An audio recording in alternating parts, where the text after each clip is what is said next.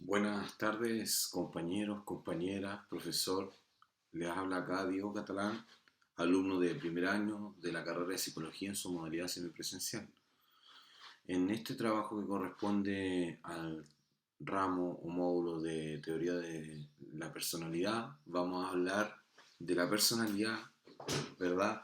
Pero según una perspectiva muy rupturista que se generó alrededor del 1900 y hasta la actualidad sigue siendo muy importante en el campo de la psicología, como lo es el psicoanálisis.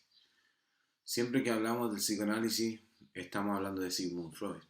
Por eso ustedes pueden ver en la portada cómo aparece el perfil de este gran personaje.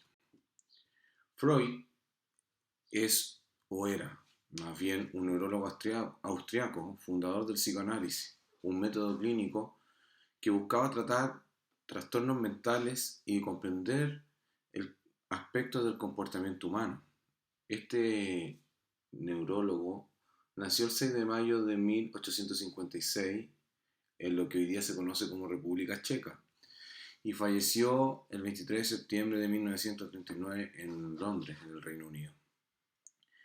Freud desarrolló muchas teorías influyentes en el campo de la psicología, ¿no? Algunos de sus conceptos más conocidos son el inconsciente, la interpretación de los sueños, la teoría del desarrollo psicosexual y entre otras la primera y segunda tópica, pero que yo no les voy a adelantar porque esa va a ser misión de mis compañeros, poder explicarle un poco más sobre todos los postulados del psicoanálisis y cómo se vinculan con la personalidad. Lo que sí debemos entender, muy importante para entender el psicoanálisis y todos sus postulados, es el momento social, histórico de la creación de esta teoría. Esta teoría nace en un Europa de fines del siglo XIX y comienzos del siglo XX. La revolución industrial y el capitalismo eran predominantes, el auge del capitalismo predominante en esta sociedad, ¿no? Y esto nos permitía empezar a avanzar en una nueva forma de ver las cosas, esta nueva suerte de modernidad. Concepto que ya pudimos ver en la unidad 1 de la mano de Bauman y esta modernidad líquida, ¿no? Donde se empieza a postular en la creencia de este personalidad o de este sujeto empoderado de sí mismo, dueño de sus decisiones y ya no tan maniatado por todas estas instituciones que se fueron debilitando producto del auge del capitalismo, como lo era la iglesia, la familia, las instituciones sociales. Por otra parte, decirle que el psicoanálisis se desarrolla en plena era del avance de la ciencia y la medicina.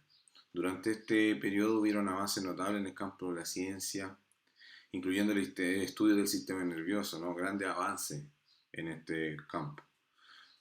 Esto le permitieron al psicoanálisis un contexto científico en las que Freud profundizó a través de la mente. Recordemos que Freud era un neurólogo, ya venía del mundo de la ciencia más dura, de la medicina más biológica, y empieza a tratar este tema más comportamental. Y uno de los contextos más importantes acerca de este entorno que se desarrolla el psicoanálisis es la época victoriana, ¿no? Donde la represión sexual y la coerción de los placeres estaba muy sancionada. Por lo que Freud, si ustedes han podido leer un poco más, empieza a analizar y a crear estos postulados a partir de estos cuadros de histeria que se le eh, vinculaba a las mujeres, ¿no? Producto de esto. La represión sexual era brutal en el siglo XIX, la moralidad era, lo era todo, era la norma reguladora de los entornos sociales. Y en esa línea, algunos de sus mayores aportes teóricos fueron lo que se consideran el tratamiento de la histeria, fue la primera vez que nos empezamos a cuestionar estos trastornos físicos que no tenían un origen físico, ¿no?